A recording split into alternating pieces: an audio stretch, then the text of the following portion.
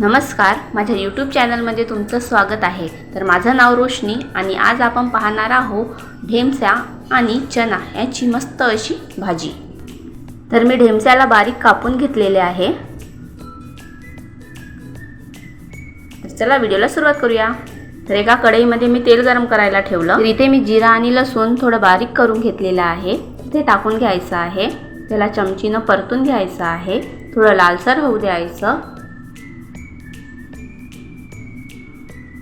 त्यानंतर यामध्ये कांदा टाकून घ्यायचा आहे, कांद्याला पण मस्त परतून घ्यायचं आहे। कांद्याला पण थोडं लालसर होऊ द्यायचं आहे।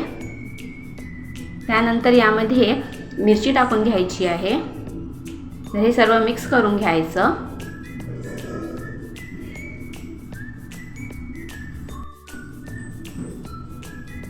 त्यानंतर यामध्ये टमाटर टाकून घ्यायचं आहे, याला पण थोडं परतून घ्यायचं आहे।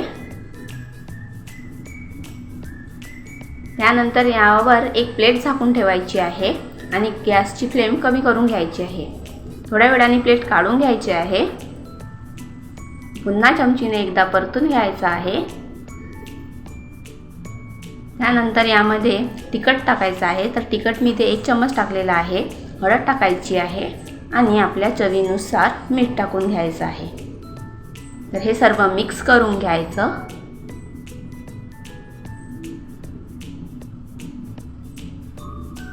आणि त्यानंतर यामध्ये ढेमसे टाकून घ्यायचे आहे। तर गॅसची फ्लेम थोडी वाढवून घ्यायची आहे। ढेमस्यांना पण सर्व हे मसाला मिक्स करून घ्यायचा आहे। तर इथे मी चना डाळ भिजू घालायला ठेवले होते 3-4 तास। तर हे आपले भिजलेले आहे आणि मी इथे हाताने तोडून बघत आहे तर ते तुटत आहे। तर हे चना डाळ या भाजीमध्ये टाकून घ्यायचं आहे आणि हे सर्व मिक्स करून घ्यायचं आहे।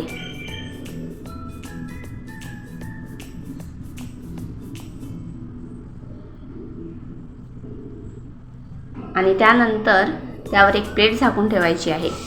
गॅसची फ्लेम कमी करून घ्यायची आहे। त्यानंतर थोड्या वेळाने प्लेट काढून घ्यायची आहे। त्यानंतर पुन्हा चम्मचनी परतून घ्यायचं आहे।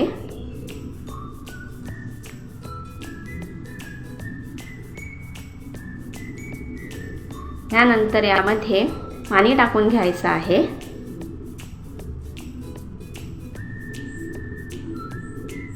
पुन्हा चमचीनं एकदा परतून घ्यायचं, सर्व मिक्स करून घ्यायचं आहे आणि त्याच्यावर एक प्लेट झाकून ठेवायची आहे।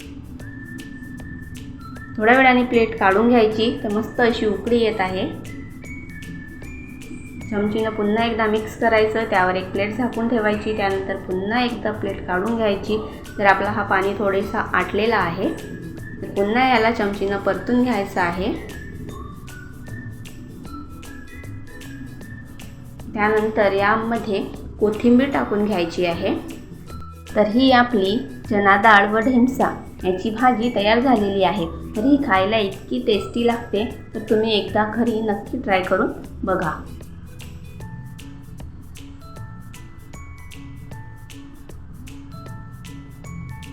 तर ही रेसिपी कशी वाटली कमेंट करून नक्की सांगा। जर व्हिडिओ आवडला असेल तर व्हिडिओला लाईक करा, शेअर करा, सबस्क्राईब नक्की करा।